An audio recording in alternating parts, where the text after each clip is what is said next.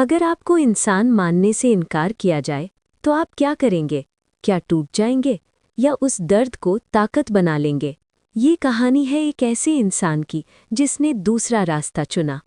14 अप्रैल 1891 महाराष्ट्र के एक छोटे से कस्बे में एक बच्चे ने जन्म लिया। नाम रखा गया भीमराव। वो नहीं जानता था कि एक दिन पूरा देश उसका नाम लेगा। कस्बे में जश्न था, पर अछूत बस्ती में सन्नाटा छाया था। जन्म से ही एक अदृश्य दीवार खिंच गई थी।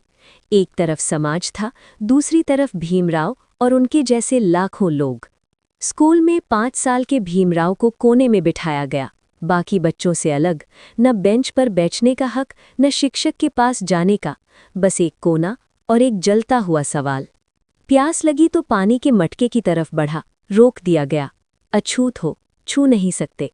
उस दिन की प्यास सिर्फ पानी की नहीं थी, वो इंसानी गरिमा की प्यास थी। पिता सूबेदार रामजी सकपाल ने ठान लिया, मेरा बेटा पढ़ेगा।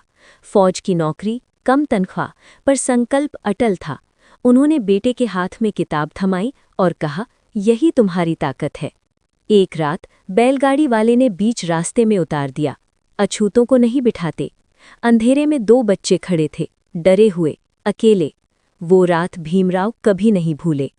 उस अंधेरी रात में 2 बच्चे घंटों खड़े रहे। न कोई मदद आई, न कोई आवाज, बस सन्नाटा और एक दिल में जलती हुई आग जो बुझने वाली नहीं थी।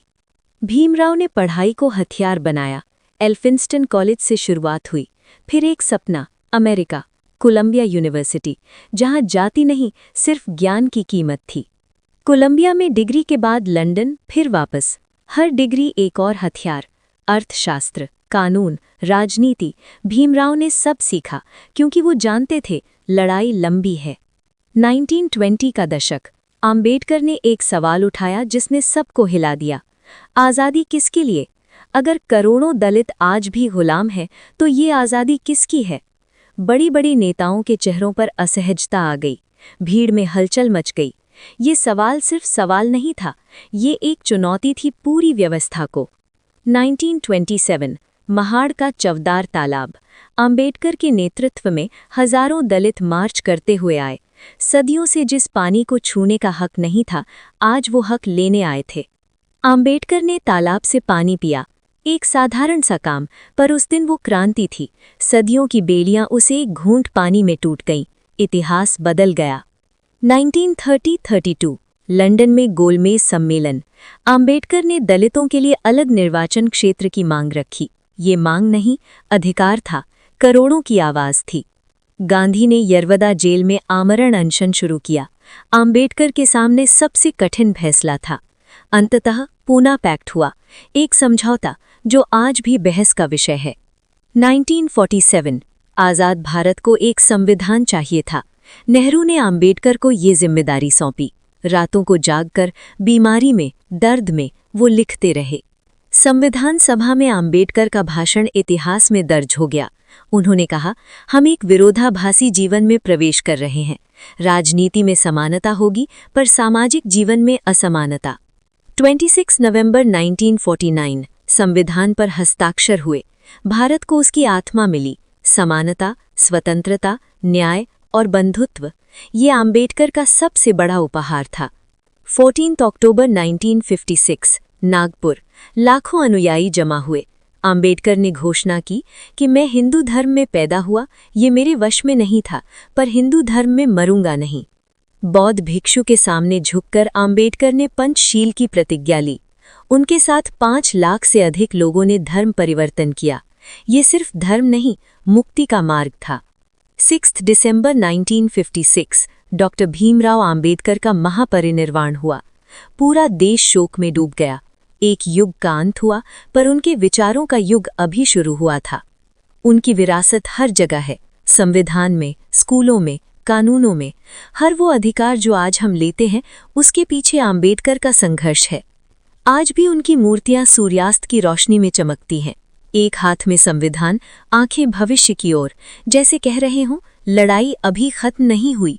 जय भीम, ये सिर्फ एक नारा नहीं, ये एक संकल्प है, समानता का, न्याय का और उस सपने का जो आम्बेडकर ने देखा था, एक न्यायपूर्ण, समान भारत का। 25 दिसंबर 1927 महाड़ में मनुस्मृति की प्रतियां जलाई गई। ये सिर्फ किताब नहीं जली, सदियों की असमानता की वो व्यवस्था जली जिसने करोड़ों को दबाए रखा था। लंदन स्कूल ऑफ इकोनॉमिक्स में आम्बेडकर ने भारतीय समाज की जड़ों को समझा। यूरोप की धरती पर बैठकर उन्होंने सोचा, अपने देश को कैसे बदलूंगा। 1924 में आम्बेडकर ने बहिष्कृत हितकारिणी सभा की स्थापना की। दलितों की शिक्षा, उनके अधिकार, उनका सम्मान, ये संस्था उनकी पहली बड़ी संगठित लड़ाई थी। आम्बेडकर सिर्फ दलितों के नेता नहीं थे, मजदूरों और किसानों के लिए भी वो लड़े। उन्होंने श्रम कानूनों में सुधार किए, काम के घंटे, मजदूरी, अधिकार सब बदला। स्वतंत्र भारत के पहले कानून मंत्री डॉक्टर भीमराव आम्बेडकर, जिस देश ने उन्हें अछूत कहा, उसी देश के कानून की नींव उन्होंने रखी। ये इतिहास का सबसे बड़ा उलटफेर था। हिंदू कोड बिल, महिलाओं को संपत्ति का अधिकार, तलाक का अधिकार, समानता का अधिकार। आम्बेडकर ने ये बिल पेश किया, विरोध हुआ, संघर्ष हुआ, पर वो डिगे नहीं। जब हिंदू कोड बिल पास नहीं हुआ तो आम्बेडकर ने मंत्री पद से इस्तीफा दे दिया। सत्ता से बड़ा था उनका सिद्धांत। कुर्सी छोड़ी पर आत्मा नहीं बेची। बीमारी ने घेर लिया था पर कलम नहीं रुकी। बुद्ध और उनका धम्म, ये उनकी अंतिम महान रचना थी। मृत्यु से 2 दिन पहले तक वो लिखते रहे। 1990 में भारत सरकार ने डॉक्टर आम्बेडकर को मरणोपरांत भारत रत्न से सम्मानित किया। देश का सर्वोच्च नागरिक सम्मान, उस इंसान को जिसे एक बार पानी पीने का हक नहीं था। आज करोड़ों लोग जय भीम कहते हैं। ये सिर्फ श्रद्धांजलि नहीं, ये एक वादा है, उस सपने को जीने का वादा जो आम्बेडकर ने देखा था, एक न्यायपूर्ण, समान भारत का।